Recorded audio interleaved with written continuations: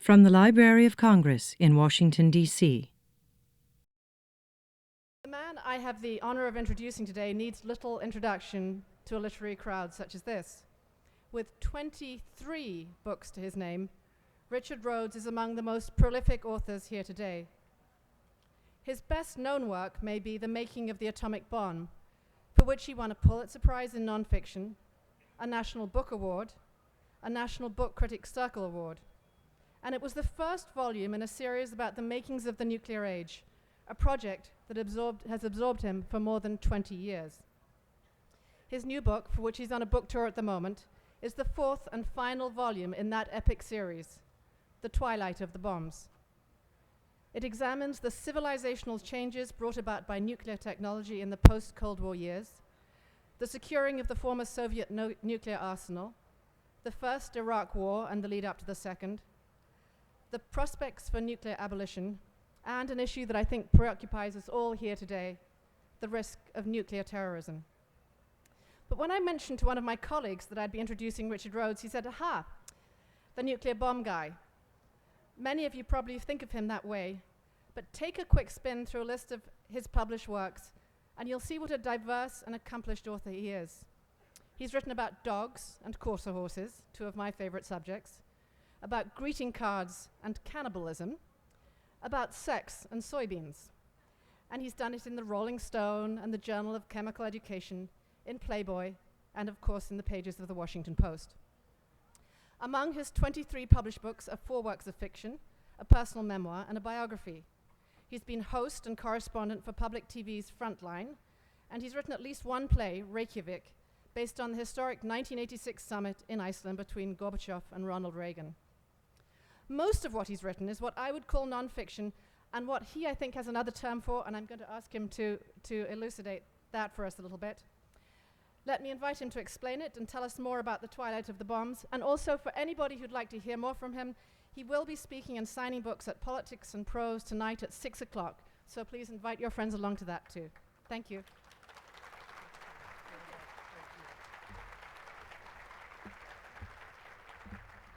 Thank you very much. It seems really appropriate to follow Henry because he was talking about Leo Szilard. And of course, The Making of the Atomic Bomb begins with the day Leo in 1933 walked across the street in London and thought of the idea of a nuclear chain reaction that kind of started this whole story moving forward. This last volume that I've just published, let's see, here's at least the front. There's a wonderful bomb test winding around the back. And I think it will be the last. Picks up the story at the end of the Cold War, just before the collapse of the Soviet Union, and its metastasis into 4 nuclear powers instead of 1 nuclear power, which was a great challenge to our government and our diplomats, and carries it forward to approximately the present. Perhaps the turning point or the ending point being President Obama's historic speech at Prague in the spring of 2009, when he announced it as official US government policy to move toward the complete elimination of all nuclear weapons. A dream that had,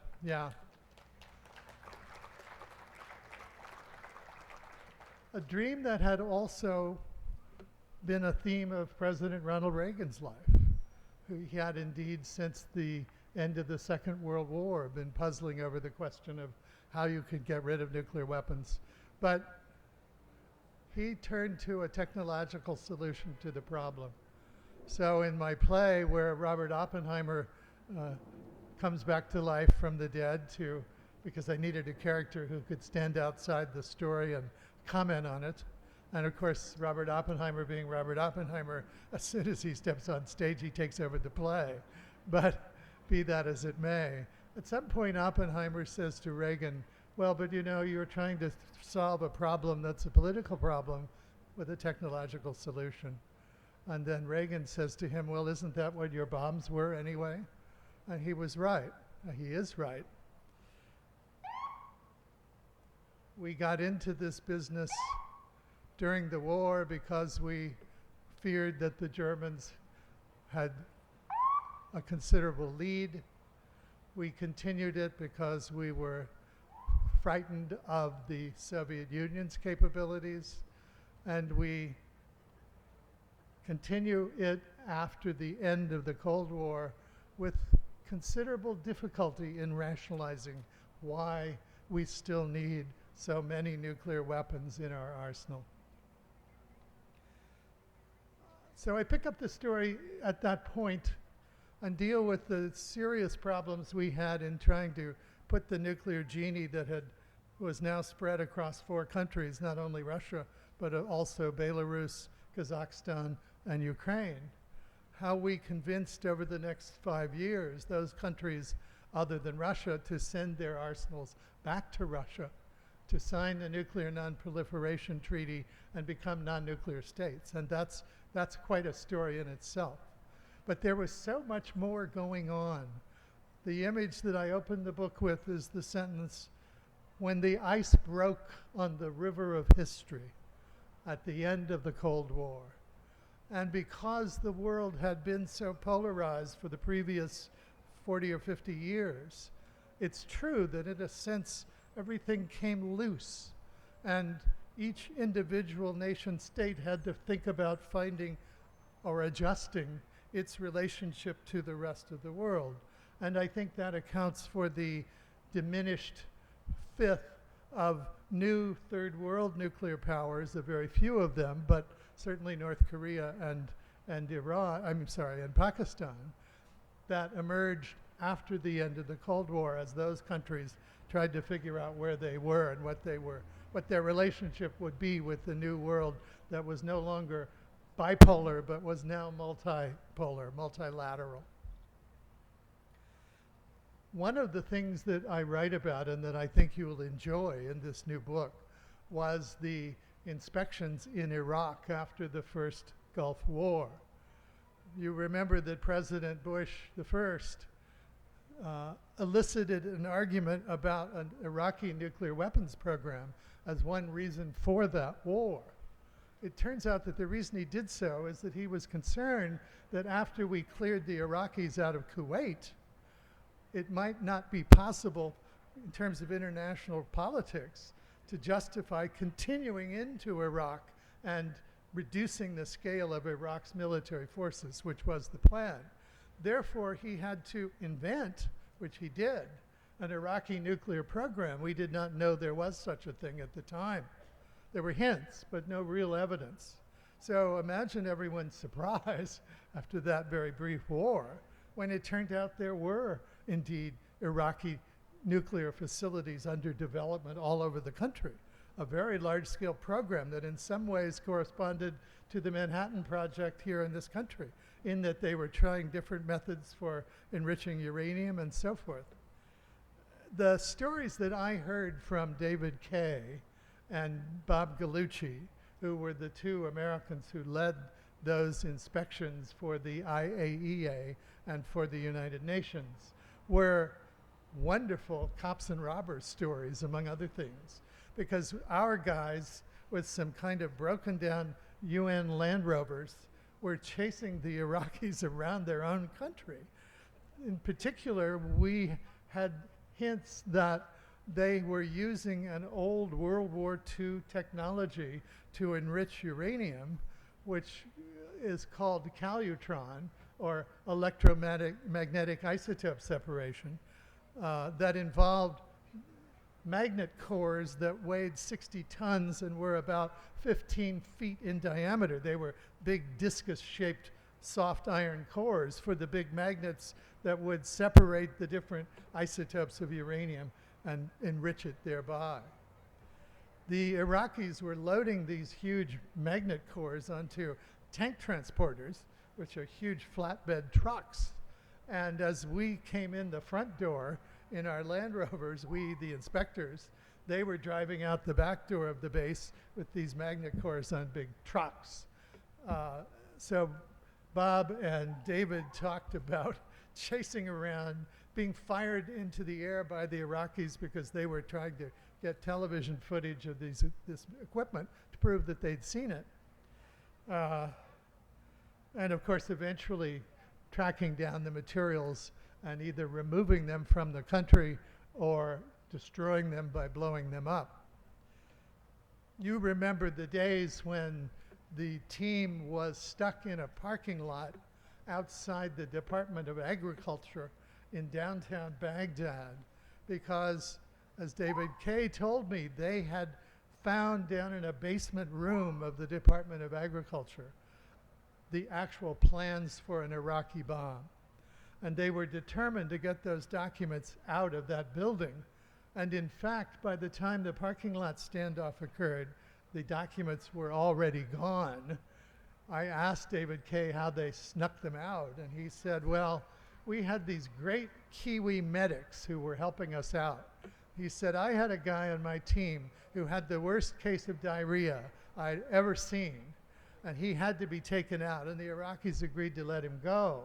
He said, so we gave the documents to the Kiwis, they stuffed them in their shirt and carried the stretcher out the door, and the documents were safe. But they didn't want to tell the Iraqis that. The Iraqis weren't prepared to let them go until they gave up the documents. And so for 4 days, they stood in that parking lot, unsure of their fate. I mean, this has its comic side, but it was very serious business.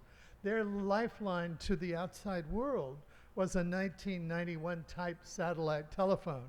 And they were on that phone that first of the 4 days, nonstop for 23 hours to CNN and any other news media that as the satellite or as the Earth turned, they were able to hit different time zones, and they continued their radio broadcasting.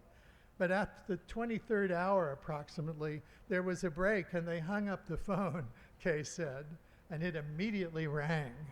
And Kay picked it up, and it was the operator in London who said, you've been on the phone now for 23 hours. We don't know what you're doing, but we need a credit card. And Kay said, I told him, well, you're not getting my damn credit card. But he said, but let me tell you what's happening here. So he explained to the operator, among other things, that the reception on the satellite was kind of weak and the signal varied a lot. And the operator said, well, let me get back to you. I'll call you back.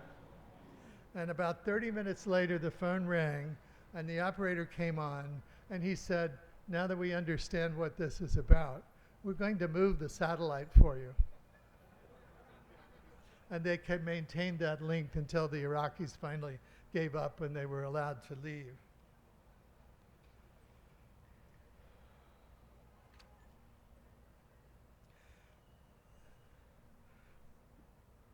The book also deals with the crisis with North Korea in 1994. I think it's not generally known how very close to a second Korean War we came at that time. You'll recall that the North Koreans had built a reactor at Yongbyon, north of Seoul, and had been negotiating back and forth again with Bob Gallucci. Bob Gallucci seems to have been the indispensable man in the 90s. He's now the president of the MacArthur Foundation, so in some ways he's still indispensable. But some glitches had come up, and the Iraqis had basically pulled out, and were talking about going ahead and taking the plutonium from their one reactor, taking the uranium, the fuel, and extracting the plutonium and making their first bombs. This became very close to a war-scale crisis within the Clinton administration, because we were threatening to impose increasing sanctions, and the North Koreans, as you may recall, were threatening to turn Seoul into a sea of fire. In fact, Gallucci told me that we were within a day or two of war, in that we were just about to evacuate the American embassy and all the other embassies in Seoul, which, as he understood it, would have been a signal to the North Koreans that war was about to come, and that they probably would have moved preemptively to attack Seoul had that happened. General Luck, who was in charge of our forces in Korea around this time, told President Clinton that we could win the war with North Korea, but that the cost would be $1 million and $1 trillion. And the president said, what does that mean? And General Luck said, 1 million South Korean lives and $1 trillion extracted from the South Korean economy because of the destruction of that war. So those were the stakes. And you'll recall that Jimmy Carter, much to President Clinton's disgust, stepped forward and went as a private citizen to North Korea and settled things down with Kim Il-sung. Then Bob Gallucci went back to his business of negotiating with the North Koreans. Kim Il-sung died almost immediately, and his son came to power. Negotiations went forward very successfully, but didn't quite finish the job by the end of the Clinton administration. Madeleine Albright went to North Korea, I believe, in December, even after the election, and President Clinton was prepared to go himself. But because that election of the year 2000 was mooted, he didn't feel he should leave the country. And then when the Bush administration came in, they had a very different attitude toward North Korea, and things kind of fell apart after that. But that million and a trillion just reminds me certainly, of how many times since the beginning of the Cold War, and even since the end of the Cold War, we have come very close to at least a large-scale conventional war, if not indeed some kind of nuclear exchange in the world.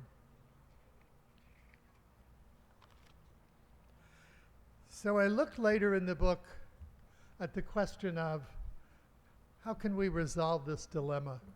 If we feel nuclear weapons in some sense are important to our security, but if we feel we'd be more secure if there were none in the world, and indeed we would.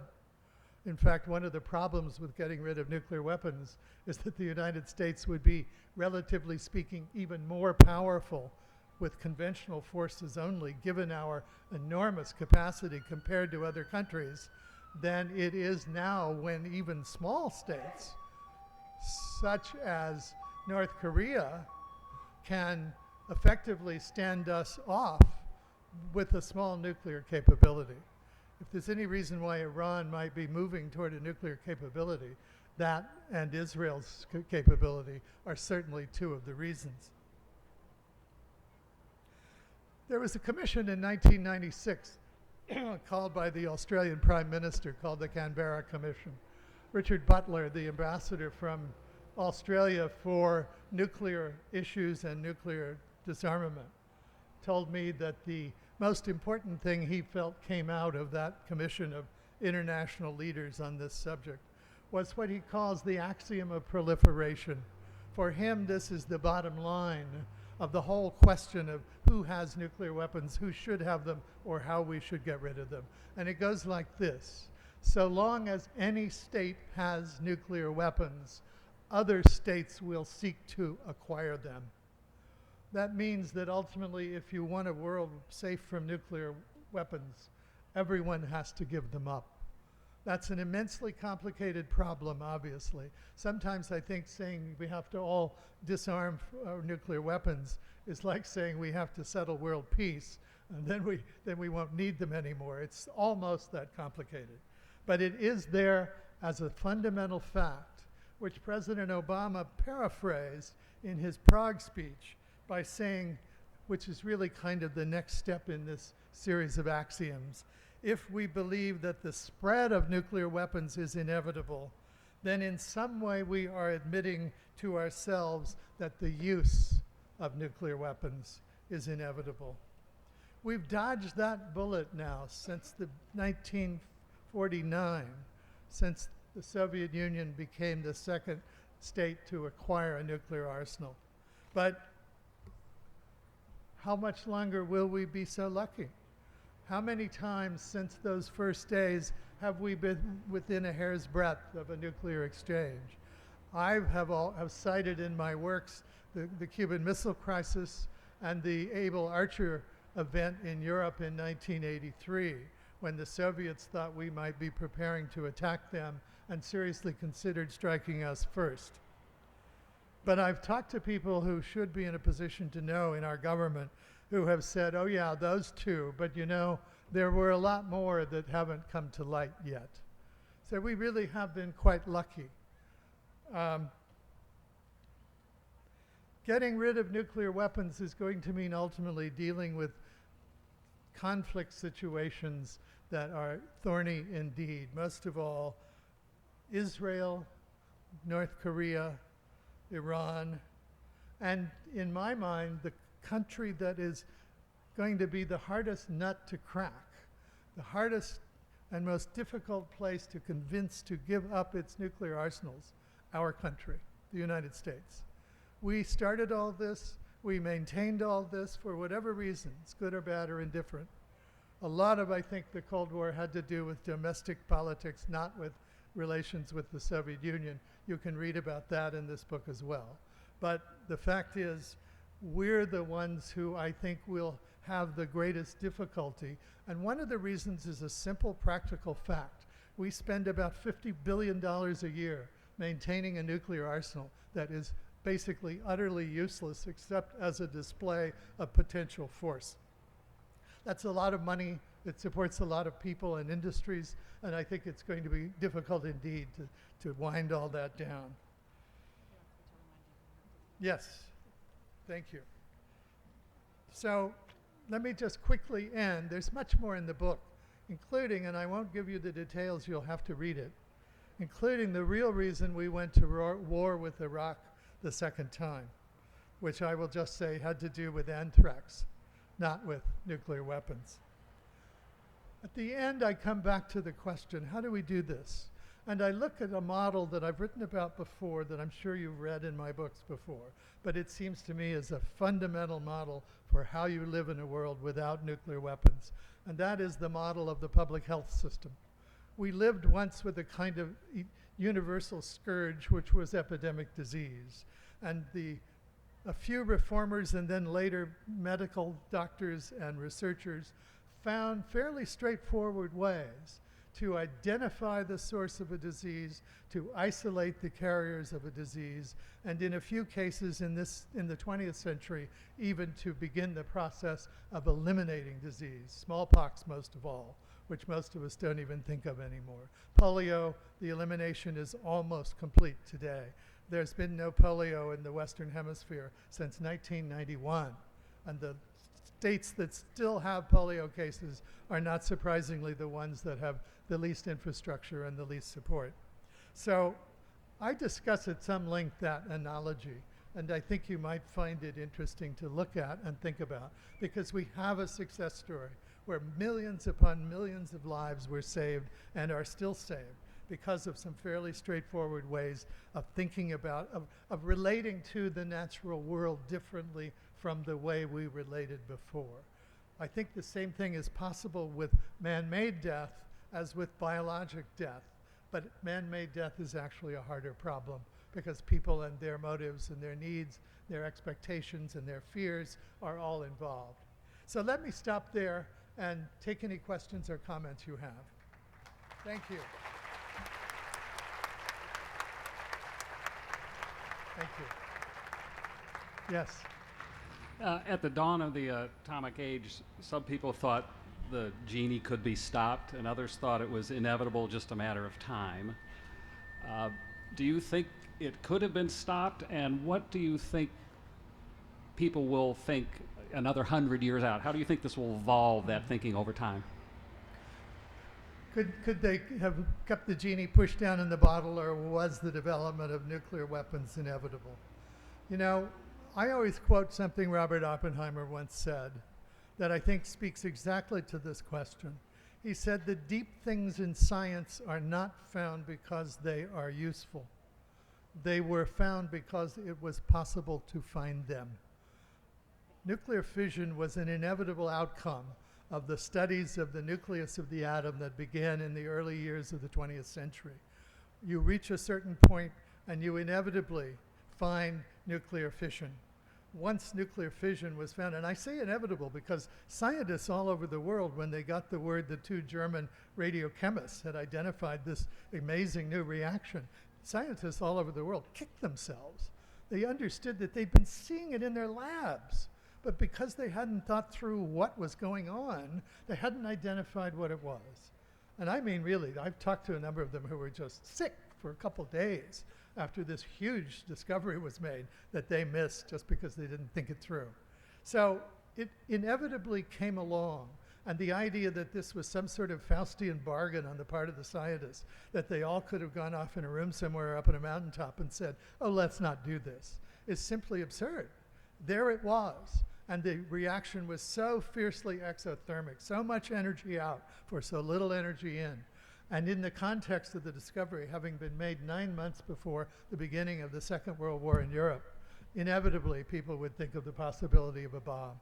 Now, what followed from that and the nuclear arms race, those inevitably were political decisions made for many different kinds of reasons. I think fundamentally, at least at the beginning, from deep fears that the only defense against these weapons, which the scientists recognized as early as 1939, would be a similar arsenal and the threat of retaliation.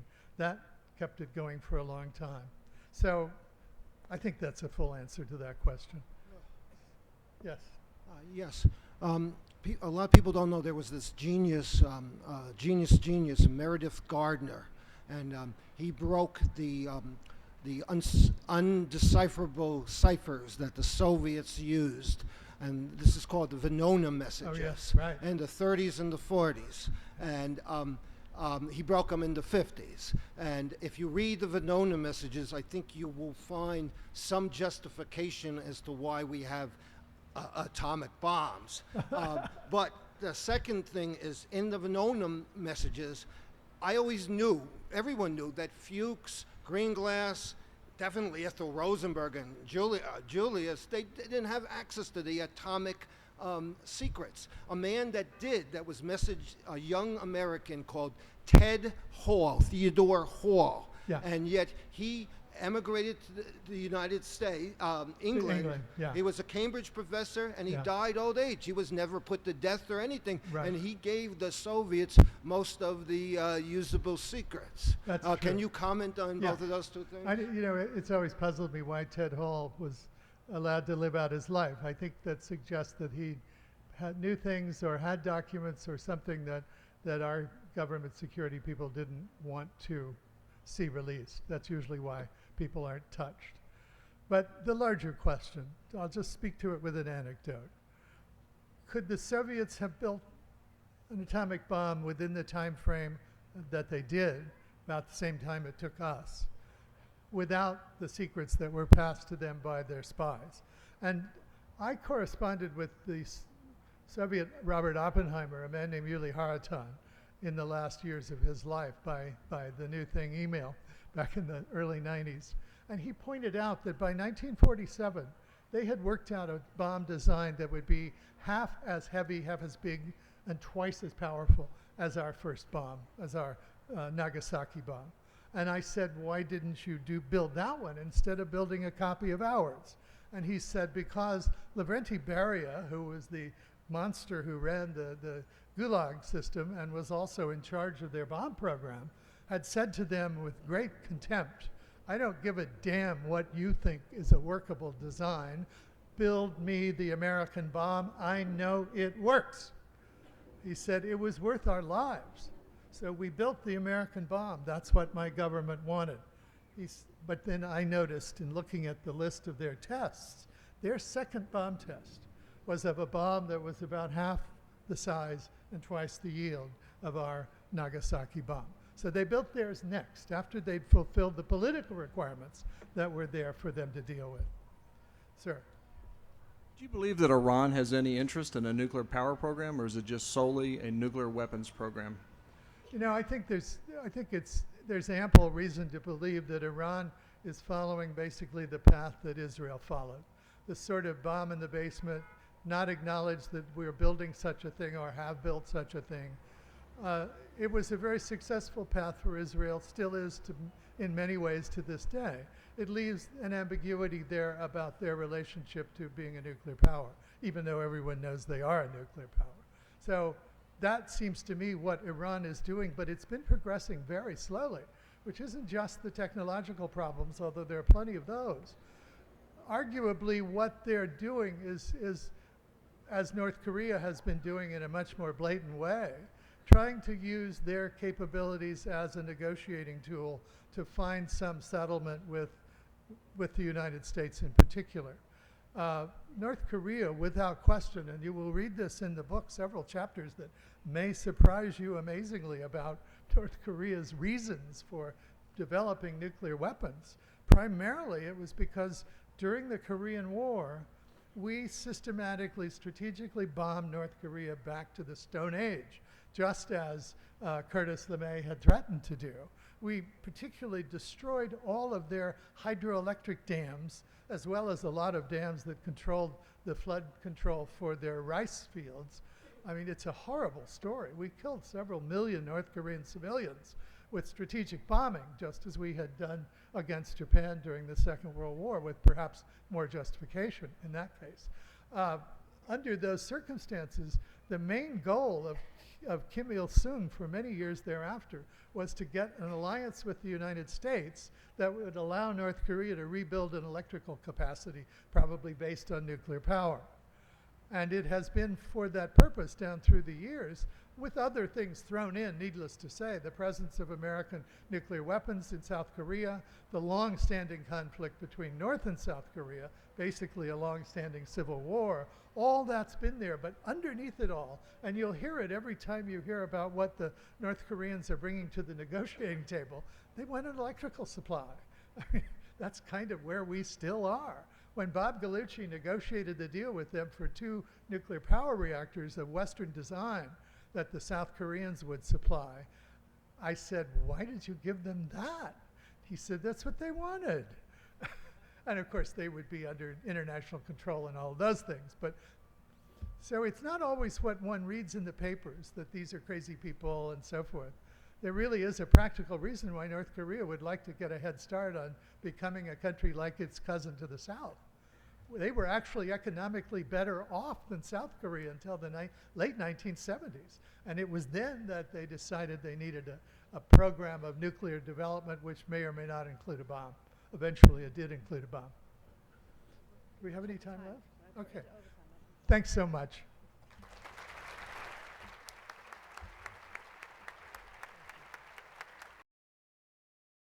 This has been a presentation of the Library of Congress. Visit us at loc.gov.